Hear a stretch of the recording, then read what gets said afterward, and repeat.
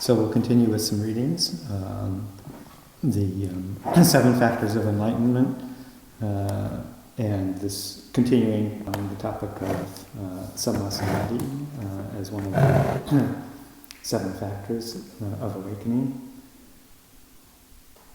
And I'm going to start with a brief excerpt from Ajahn Sucitto's book, Breathing Like a Buddha, from the chapter 16 on jhana.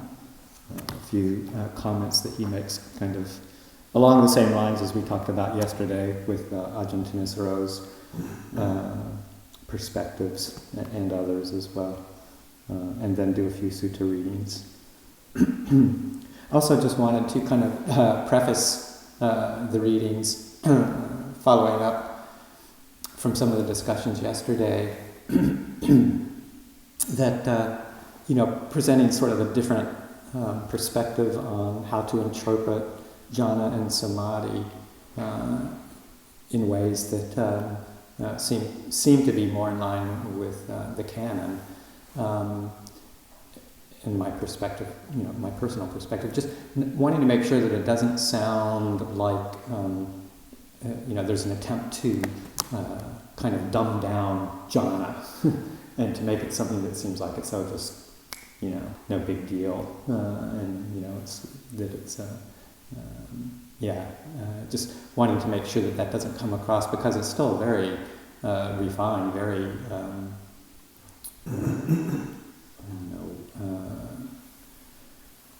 it's a state of mind that isn't readily accessible in just normal daily activities when we're all kind of being overwhelmed with the sensory world and our ongoing defilements. Even meditation, when you're trying to be mindful. Right, or even during meditation, with the ongoing assault of the sense world, particularly the internal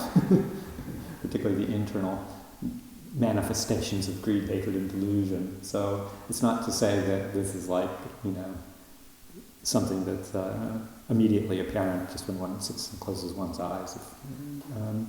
So it does take cultivation, and it takes right effort. It's just determining the appropriate place to put one's right effort, and in a way that's enjoyable and not forced, and that actually has very broad results.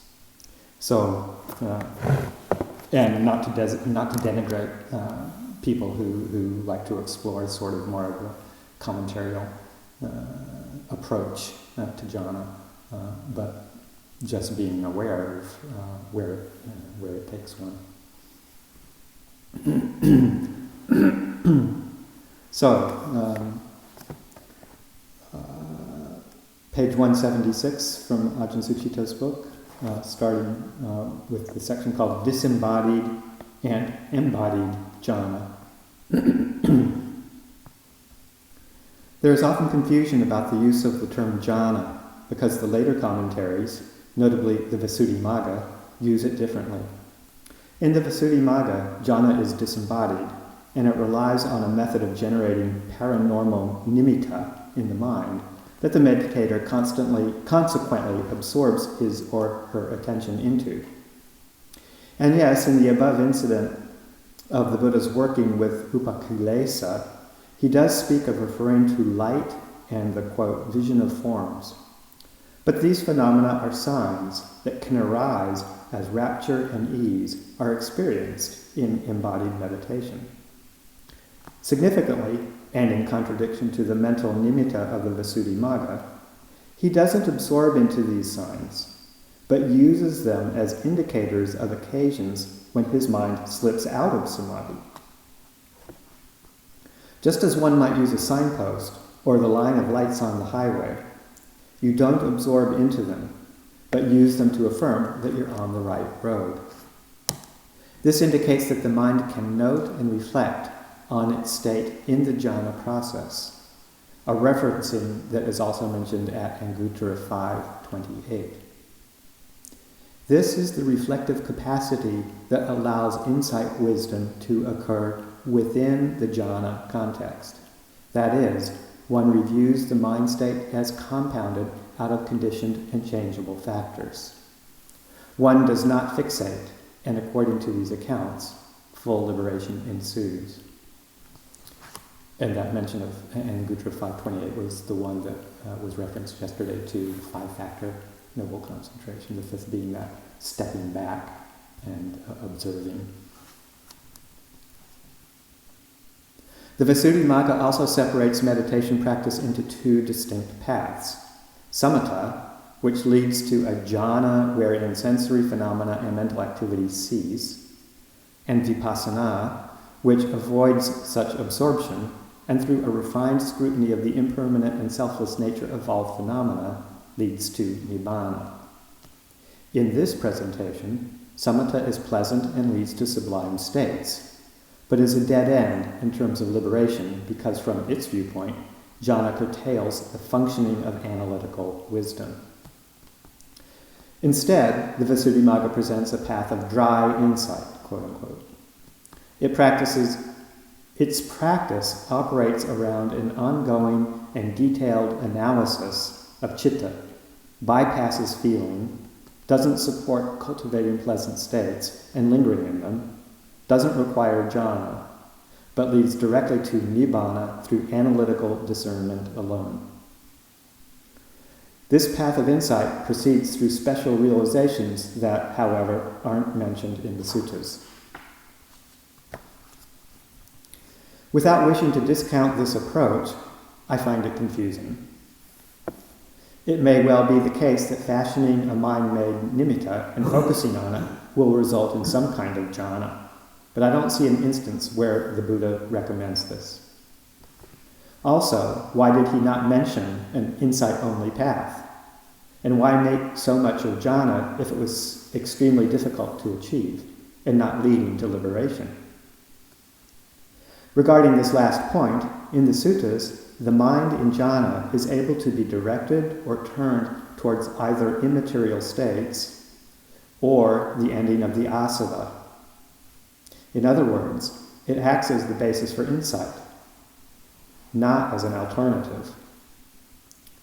This is in line with the sutta's presentation of samatha and vipassana working together, quote, like two oxen yoked together. It's in the Anguttara 4s.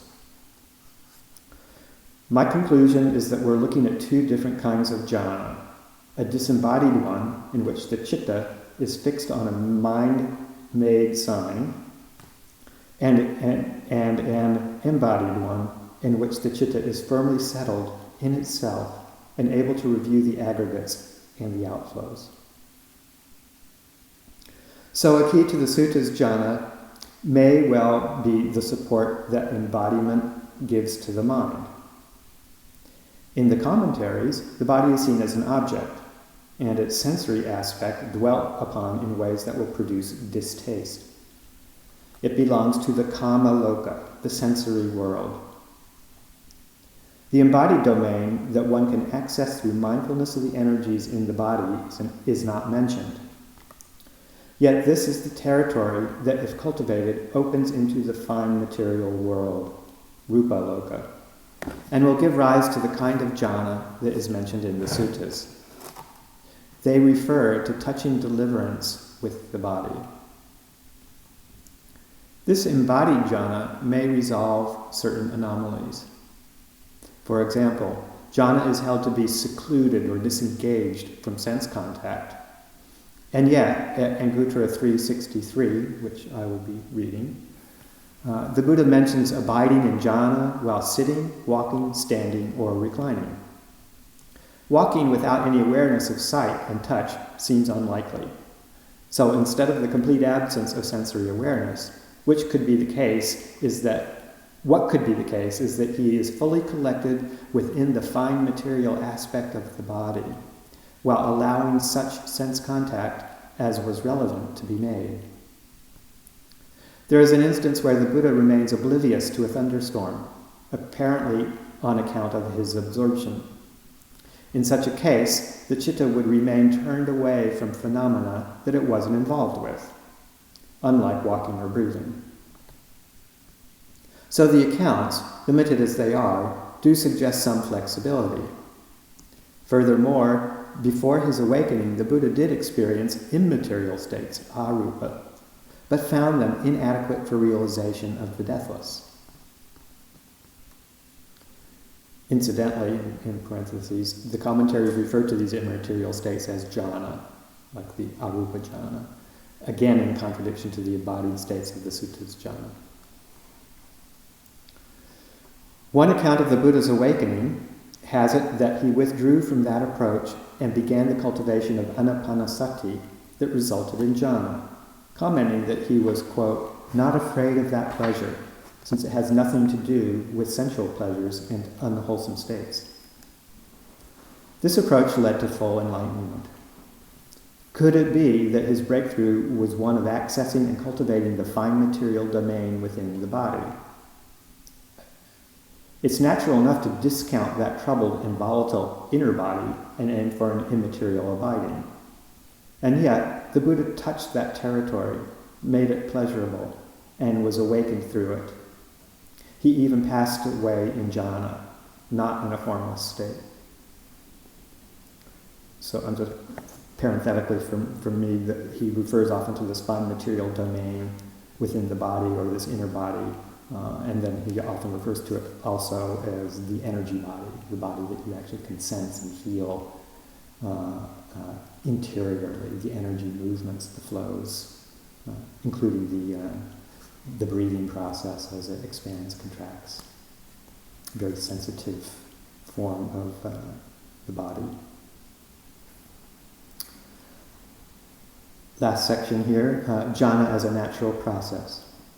As to whether you can do this, my sense is that the jhana process is a natural progression. If you'd rather feel settled than agitated, if you wish to clear your mind of dullness, irritation, and sense desire, and if you make the process of clearing these obstacles and settling thorough and enjoyable, then you are cultivating jhana, whether you complete it or define it as such or not. If you absorb into any of these states, the sutta outlines, after soothing the bodily formation, you'll get the results. Putting aside the theory for now, my advice then is to begin with settling into your body where you are, and bringing up themes that have to do with your values and meanings. This reflecting on and training the citta in terms of virtue, goodwill, and renunciation is the standard approach. As the citta attunes to right view, you immerse awareness in your body as you sense your breathing. Keep referring to and deepening into this embodied and heartfelt focus, discarding distractions and hindrances as best you can. Even if there are residual blemishes and agitations, practice placing your attention on and fully sensing the occasions when the mind is unhindered. Carried through, this will bring refreshment or rapture and ease in terms of body and mind. Then linger in that and firm it up. This does require a wise intent, to neither waver nor hold tight, to flexibly accommodate shifts of energy and tone, but to not get drawn into them, to cool elation and warm the stillness. Although writing about this makes it seem very tricky, non-conceptual intelligence will find a balanced way, just as it does for a gymnast, singer, or calligrapher. And it's an intelligence that can always be entered by dwelling fully in the heart intelligence behind ethics, not fixated on rules, but with sensitivity attuned to the welfare of beings. Enter with that spirit and learn by trial and error.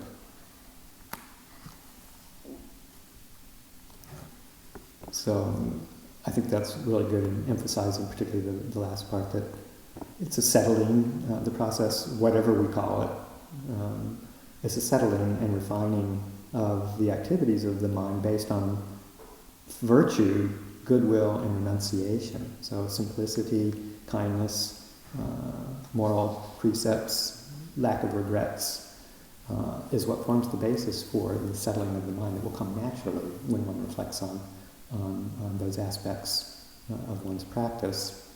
And then the settling and the calming that comes from, say, letting the breath rest with the breathing rather than focus hardly on the breathing, but just letting it rest there as it will naturally when these other foundations are in place.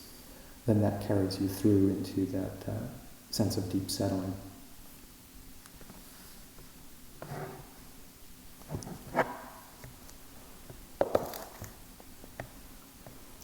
Okay, so I'll do a few readings from the suttas. Let's see, the first one he mentioned in that little bit I read from the Anguttara Threes, number 63, and in Bhikkhu Bodhi's translation on from the Numerical Discourses of the Buddha, it's on page 272, and it's entitled Venaga.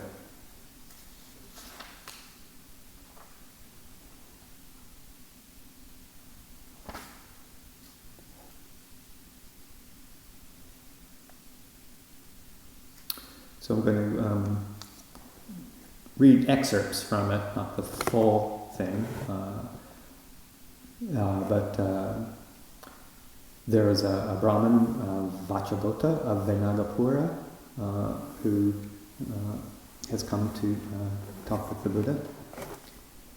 And it begins on page 273. The Brahmin Vachagota of Venagapura then said to the Blessed One, "It is astounding and amazing, Master Gotama, how Master Gotama's faculties are tranquil, and the color of his skin is pure and bright. Just as a yellow jujube fruit in the autumn is pure and bright, so Master Gotama's faculties are tranquil, and the color of his skin is pure and bright. Just as a palm fruit that has just been removed from its stalk is pure and bright, so Master Gotama's faculties are tranquil, and the color of his skin is pure and bright. Just as an ornament of finest gold, well prepared by a skilled goldsmith and very skillfully wrought in the furnace, placed on red brocade, shines and beams and radiates, so Master Gotama's faculties are tranquil, and the color of his skin is pure and bright. Whatever high and luxurious kinds of bedding there are, that is, a sofa, a divan, I'm not sure how to pronounce that, a long-haired coverlet, a coverlet of diverse colors, a white coverlet, a woolen coverlet with floral designs, a quilt of cotton wool, a woolen coverlet ornamented with animal figures, a woolen coverlet with double borders, a woolen coverlet with a single border, a silken sheet studded with gems, a sheet made with silk threads and studded with gems, a dancer's rug, an elephant rug, a horse rug, a chariot rug, a rug of antelope hide, a spread made of the hide of the Kadali deer, a bed with a canopy above and red bolsters at both ends. Master Gotama surely gains them at will, without trouble or difficulty. Brahman, those high and luxurious kinds of bedding are rarely obtained by those who have gone forth, and if they are obtained, they are not allowed. But Brahman, there are 3 kinds of high and luxurious beds that at present I gain at will, without trouble or difficulty. What 3? The celestial high and luxurious bed, the divine high and luxurious bed, and the noble high and luxurious bed. These are the 3 kinds of high and luxurious beds that at present I gain at will, without trouble or difficulty. But, Master Gotama, what is the celestial high and luxurious bed that at present you gain at will, without trouble or difficulty? Here, Brahman, when I am dwelling in dependence on a village or town, in the morning I dress, take my bowl and robe, and enter the village or town for alms. After the meal, when I have returned from the alms round, I enter a grove. I collect some grass or leaves that I find there into a pile and then sit down. Having folded my legs crosswise and straightened my body, I establish mindfulness in front of me. Then, secluded from sensual pleasures, secluded from unwholesome states, I enter and dwell in the first jhana, which consists of rapture and pleasure born of seclusion, accompanied by thought and examination. With the subsiding of thought and examination, I enter and dwell in the second jhana, which has internal placidity and unification of mind, and consists of rapture and pleasure born of concentration, without thought and examination.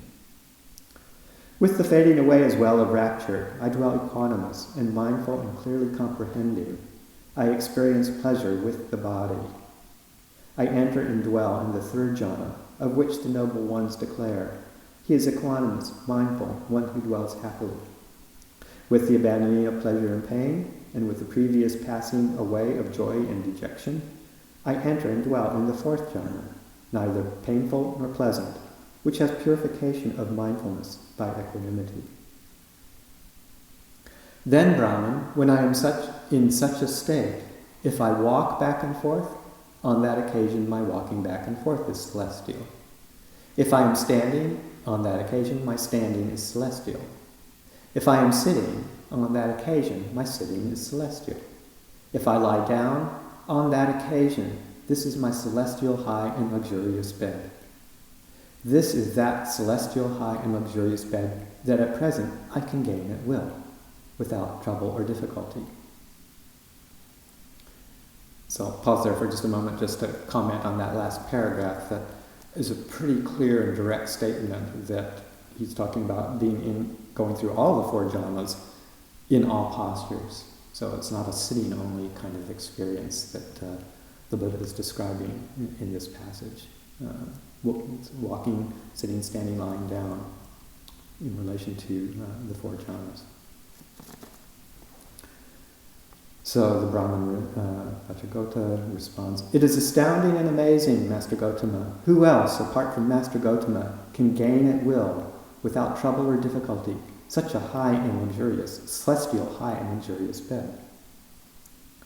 But Master Gotama, what is the divine high and luxurious bed that at present you gain at will, without trouble or difficulty?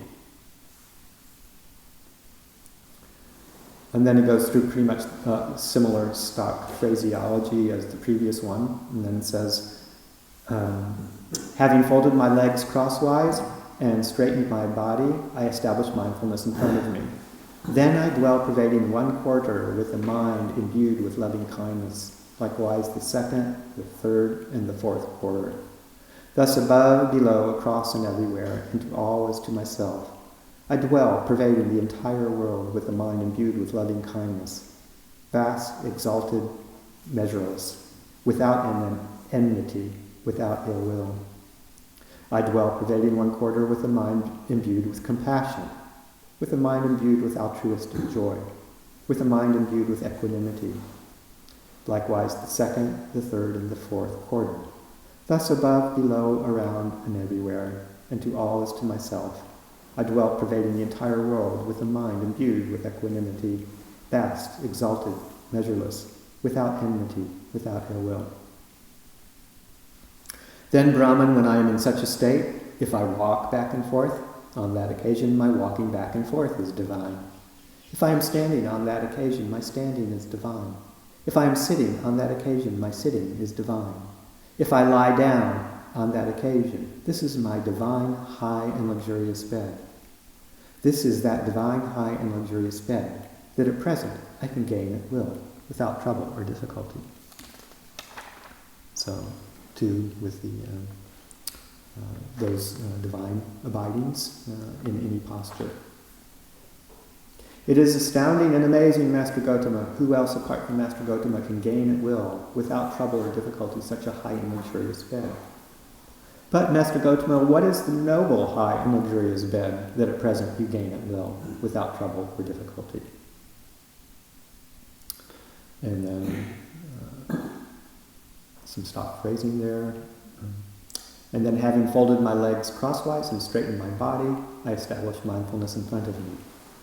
Then I understand thus: I have abandoned greed, cut it off at the root, made it like a palm stump, obliterated it so that it is no more subject to future arising. I have abandoned hatred, cut it off at the root, made it like a palm stump, obliterated it so that it is no more subject to future arising. I have abandoned delusion, cut it off at the root, made it like a palm stump, obliterated it so that it is no more subject to future arising.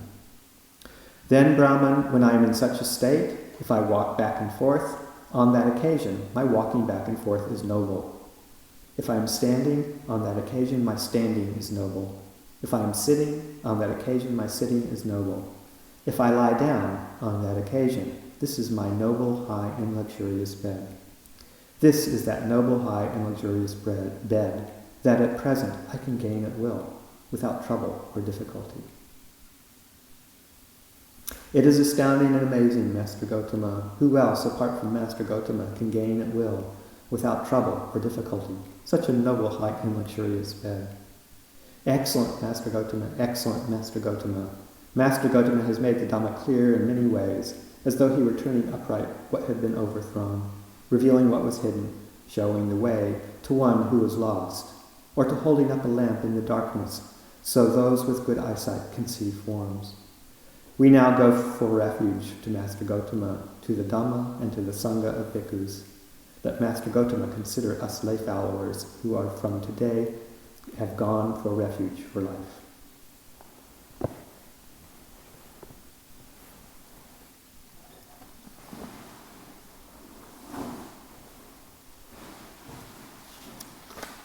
Okay.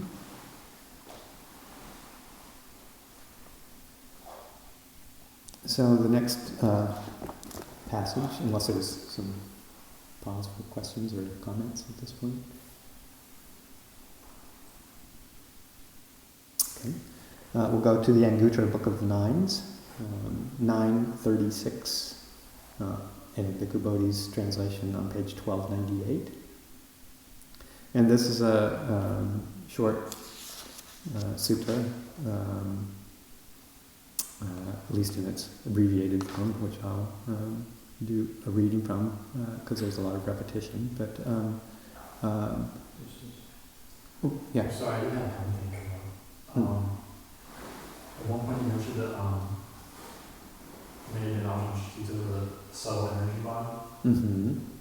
I have done recently a little research on like the chakra system of the yogic tradition, and part of it does seem to have a lot of overlap there, like exploring this loving kindness energy kind of comes in like the crown, and there's some correlation with like the crown kind of permeating the rest of the nervous system, and then it goes off track, and it's like this chakra is associated with fire.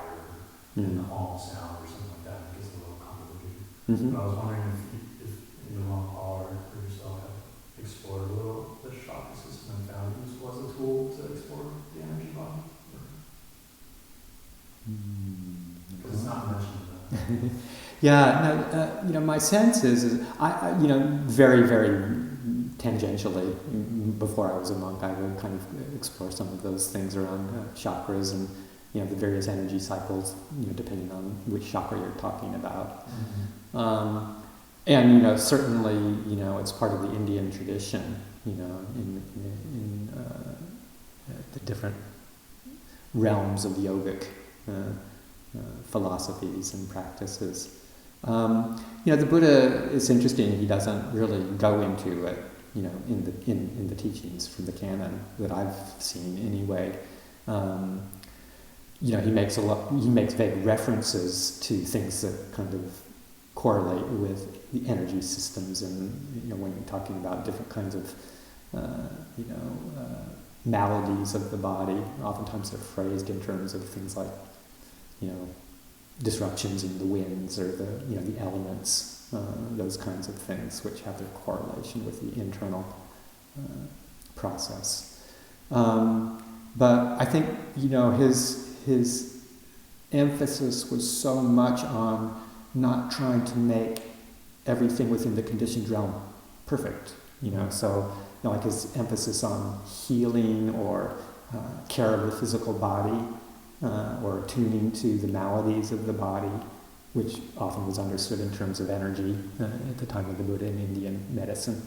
His references to them are more along the lines of, like, use your basic requisites to maintain health at a reasonable level for the basis of practice, but don't get wrapped up in trying to, get involved with trying to adjust or manipulate or, attain the absolute perfect level of health, because, it's endless and it's fruitless too. You're never going to attain that perfection, because the body is subject to aging, sickness, and death, and will deteriorate. But just to use it as a tool to make it comfortable. So, he didn't go into a lot of details. He did, with some of the remedies and things that he made allowable for bhikkhus in times of illness. You'll see some references, but I think, my sense is that he was just kind of trying to de-emphasize that and just say, stick to suffering at the end of suffering.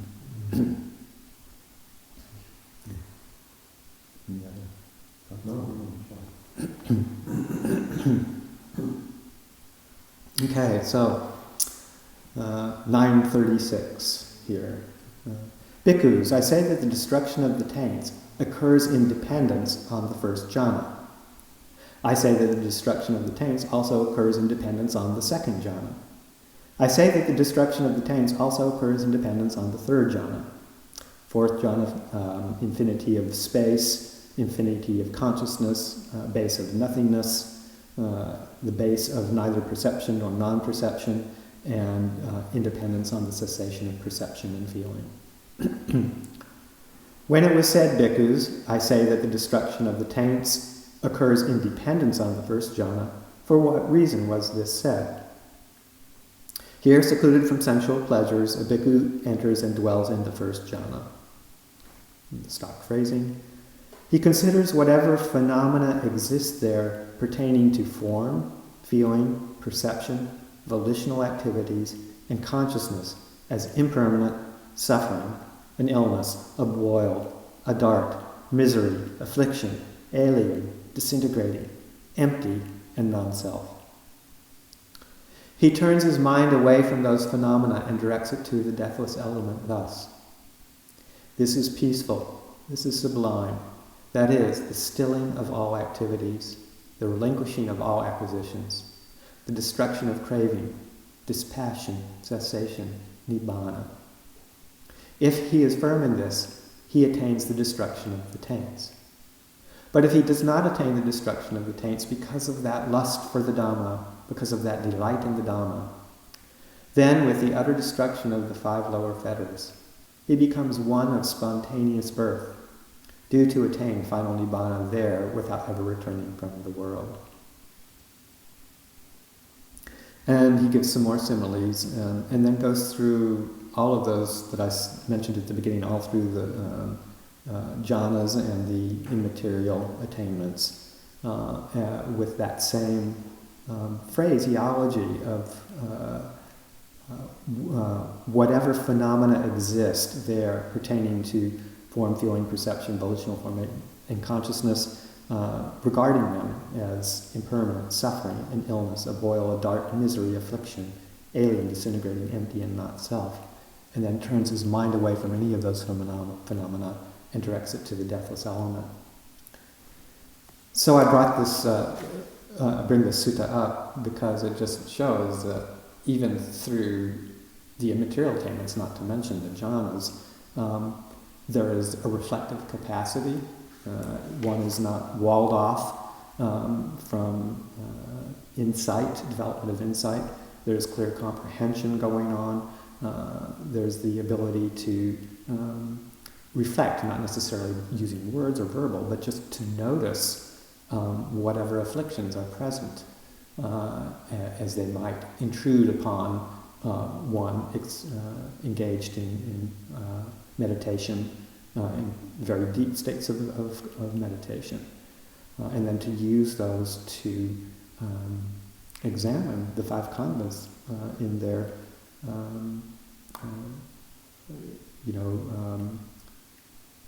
the disadvantages and the implications that it has for being able to turn away from all of those active phenomena and directing the mind towards the deathless element.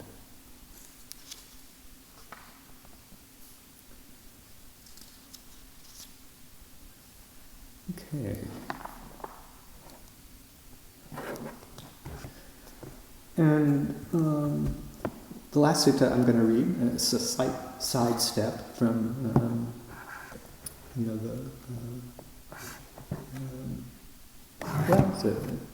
I guess it's a continuation arose from yesterday's question from Tanrakito about people who have realized stream entry but not necessarily in what we would call the Visuddhimagga's form of jhana. And I found the reference to the story I was looking for, Super Buddha. I was close. I think I said Super Buddha. Super Buddha. Yeah, Super Buddha the leper. And the story of that person is in the Udana, number 5.3. Super Buddha the leper. Thus have I heard. At one time the Lord was staying near Rajagaha in the bamboo wood at the squirrel's feeding place. At that time there was in Rajagaha a leper called Super Buddha, a poor, pitiable, wretched person. Now on one occasion the Lord was sitting teaching Dhamma surrounded by a large gathering. Super Buddha the leper saw in the distance that a large group of people had collected together, and on seeing it, he thought, surely some food is being distributed. Suppose I were to approach that large group of people. I might well get some food there. So Super Buddha the leper approached that large group of people and saw the Lord sitting and teaching Dhamma surrounded by that large gathering. On seeing it, he thought, there is no food being distributed here. This is the recluse Gautama teaching Dhamma in the assembly. Suppose I too were to listen to the Dhamma. So he sat down to one side thinking, I too will listen to Dhamma. Then the Lord, comprehending the minds of everyone in that whole gathering with his own mind, considered, who here is capable of understanding Dhamma? Then the Lord saw Super Buddha, the leper, sitting amongst that group of people, and on seeing him he thought, this one here is capable of understanding Dhamma. For the sake of Super Buddha the leper, he then gave a progressive talk, that is, a talk on generosity, on virtue, on heaven. He made known the disappointment, degradation, and corruption of sensual pleasures, and the benefit in renouncing them. When the Lord knew that the mind of Super Buddha the leper was ready, malleable, free from hindrances, elated, and purified, he then made known that Dhamma teaching special to the Buddhas, suffering, origination, cessation, and the path. And just as a clean cloth without stains would properly take up dye, so in Super Buddha the leper, even as he was sitting there arose the stainless, undefiled Dhamma vision that whatever is subject to origination is subject to cessation. Then Super Buddha the leper, having seen Dhamma, attained to Dhamma, known Dhamma, plunged into Dhamma, crossed over doubt, became free from uncertainty, attained to complete confidence, become independent of others in the teacher's teaching, arose from his seat and approached the Lord. He prostrated himself, sat down again to one side and said to the Lord, it is wonderful, revered sir, it is marvelous, revered sir, just as if, revered sir, one should set upright what is overturned, or should uncover what is concealed, or should point out the path to one who is lost, or should bring an oil lamp into the darkness, so that those with eyes could see visible objects.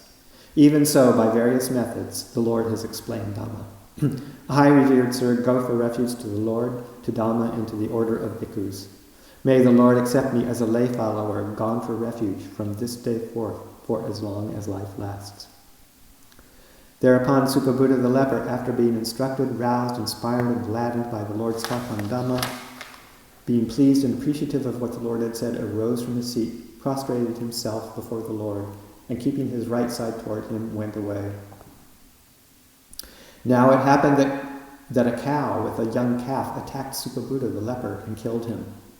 Then a number of bhikkhus approached the Lord, prostrated themselves, sat down to one side, and said, revered sir, the leper Super Buddha, who was instructed, roused, inspired, and gladdened by the Lord's talk on Dhamma, has died.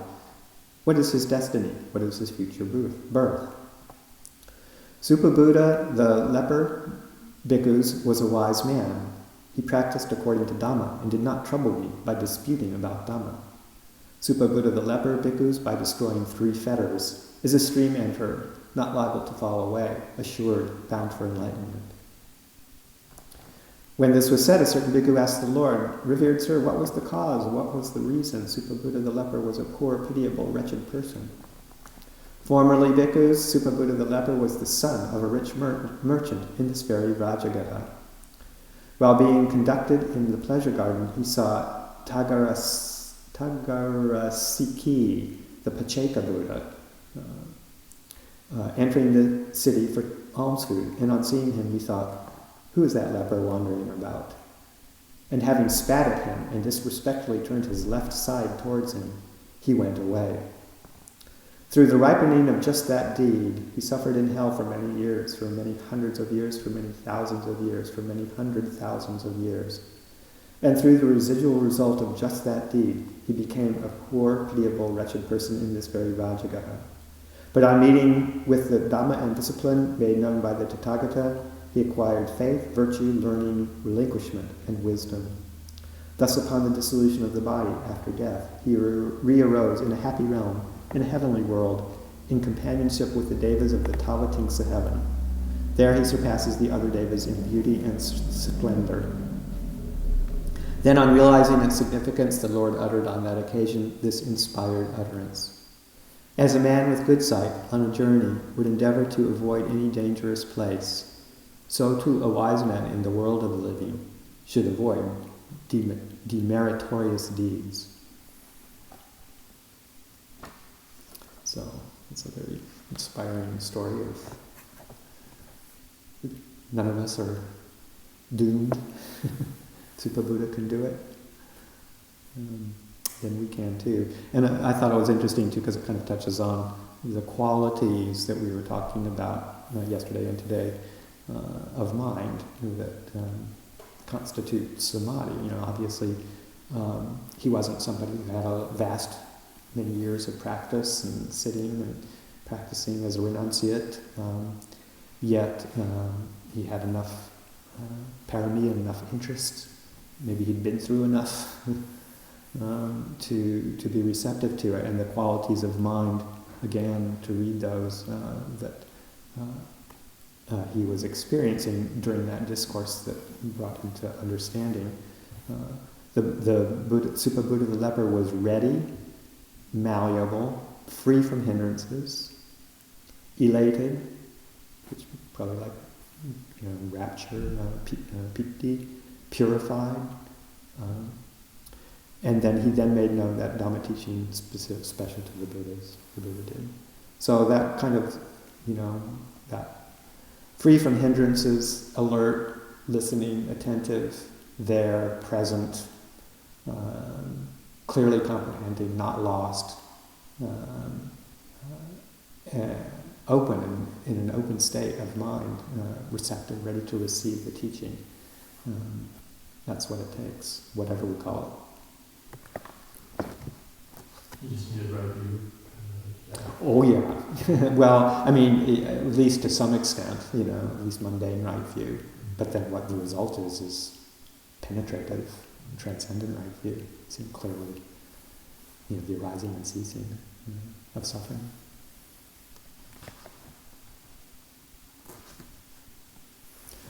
Any other thoughts or questions or comments about samadhi?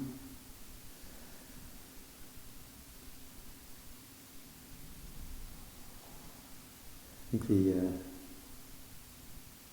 an overriding point that I have to keep reminding myself over and over again is, and gets repeated to us by our teachers many, many times, is like, it's something that's enjoyable, and it's open and relaxing. It's not a pressured kind of form of pinched attention. It's not concentration on an object. It's allowing the mind to become collected and composed. And it takes, there's a certain amount of right effort, but it's not a joyless effort, and it's not a intense, there is a focus that one has, but if one maintains a broad, embodied focus, and uses one's discernment to keep on reviewing, what is it that makes the mind open, relaxed, receptive, and free from the hindrances? How does that come about? What works in my contemplations to settle the mind to that point where it is open and satisfied, quenched? and happy to be where it is in a quiet, peaceful place. What is it that it takes to do that? How do I set the mind up? How do I gladden the mind to allow that to happen in a natural way rather than in a forced way? And then the mind itself will just pull together on its own natural accord when the conditions are set for it.